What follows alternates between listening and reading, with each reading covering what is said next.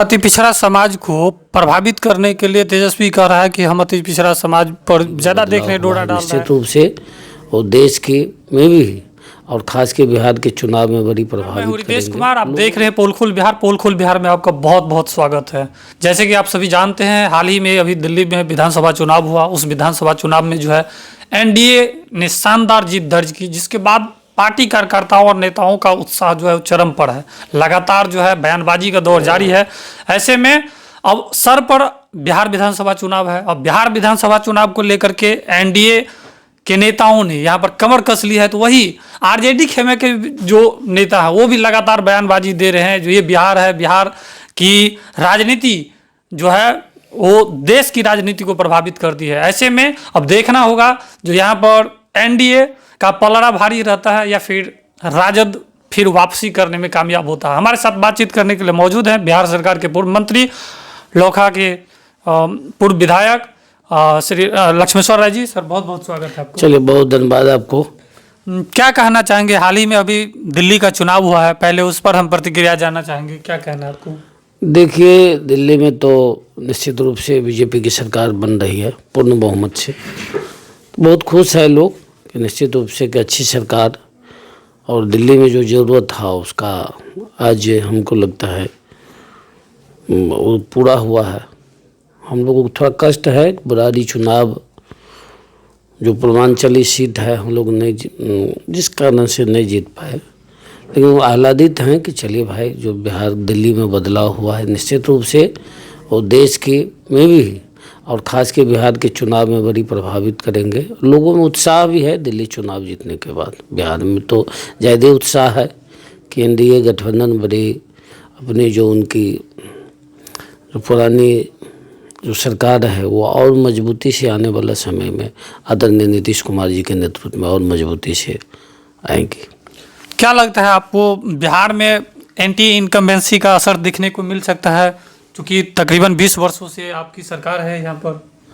देखिए, सबसे बड़ी बात है जो नीतीश कुमार जी का जो चिंतन है, नीतीश कुमार जी का जो मानसिकता है और नीतीश कुमार जी का जो काम करने का तरीका है, खास के जो समाज का जो बहुमत हिस्सा है अत्यंत पिछड़ा वर्ग, दलित और महादलित, ये बेस जो समाज से राज का जो बहुमत आबादी है 36% ये है, फिर अब दलित है, तो ये बड़ी हिस्सा आदरणीय नीतीश कुमार जी के नेतृत्व में भरोसा कर रहे हैं। भरोसा नहीं, पूरे तरह से समर्पित हैं और आगे भी समर्पित होंगे। हमको लगता है कि जहाँ नीतीश कुमार जी हैं बिहार में, वहाँ सत्ता होगी, वहाँ शासन होगी। इसलिए जो भी अभी जो एनडीए गठबंधन हुआ है उसमें लग रहा है कि आने वाला समय में जो भी पिछला रिकॉर्ड था वो सब रिकॉर्ड को इस बार तोड़ेंगे और भारी बहुमत से आदरणीय नीतीश कुमार जी के नेतृत्व में बिहार में सरकार बनेगी। नीतीश कुमार ने जो बिहार में काम किया है, चाहे वो नारी सशक्तिकरण के क्षेत्र में हो या फिर आपको बिजली हो, सड़क हो, स्वास्थ्य हो, तो क्या लगता है काम के आधार पर वोट मांगने आएंगे? देख, काम तो जो हो, लेकिन सबसे पहली बात हुई है आदरणीय नीतीश कुमार जी में कि जो घोषणा किए थे, जो आदमी वायदा किए थे, वो सब कुछ पूरा किया। इसीलिए एक विश्वास के पात्र और विश्वसनीयता आज के डेट में केवल एक व्यक्ति के रूप में, पार्टी के रूप में, बिहार के रूप में, जो रूप में देखिए, जो एक व्यक्ति के रूप में सन्निहित है वो आदरणीय नीतीश कुमार जी। इसीलिए बिजली क्षेत्र में जिस तन्मयता से, जो निष्ठा से काम किए, हमको लगता है कि आज बिजली से गांव में जाने के बाद लोगों का रहन सहन, लोगों का खेती, लोगों का व्यापार हर क्षेत्र में बढ़ा है। लोगों का रहन सहन पर भी असर पड़ा है। उसके बाद जल नल हुआ, उसके बाद स्कूल में प्रत्येक पंचायत में स्कूल खुल गई है, पंचायत सरकार भवन बन गया। तो नारी सशक्तिकरण के साथ साथ कि लोगों का जो खास के अति पिछड़ा और दलित जो उपेक्षित थे, कल शिक्षा से वंचित थे, और वंचित लोग जो वंचित थे उसकी बड़ी भूमिका अदा की है आदरणीय नीतीश कुमार जी का सोच है, उनकी सरकार का जो नीति है।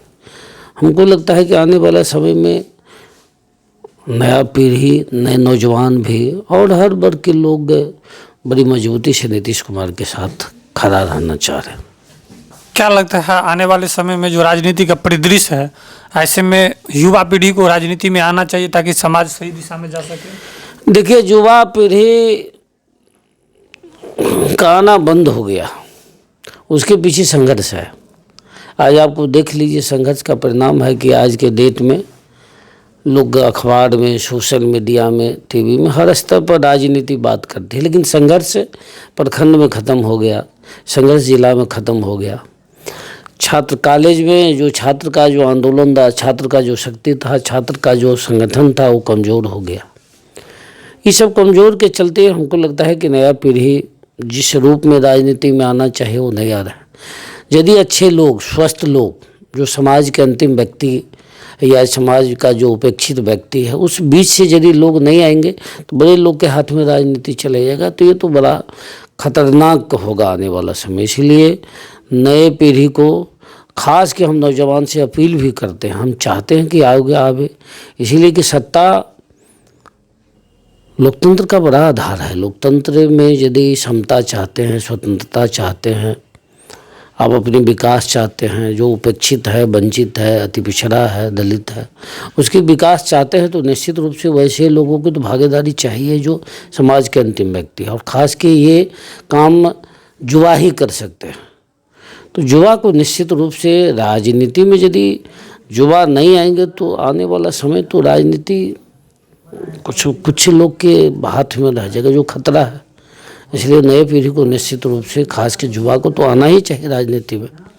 अति पिछड़ा समाज को प्रभावित करने के लिए तेजस्वी कह रहा है कि हम अति पिछड़ा समाज पर ज़्यादा देख रहे हैं, डोरा डाल रहा है, जो ज़्यादा से ज़्यादा सीट देंगे और हमारा चाहत होगा कि हम अति पिछड़ा समाज को अपने तरफ लाएं। क्या लगता है, वो नीतीश कुमार को छोड़कर जाएंगे?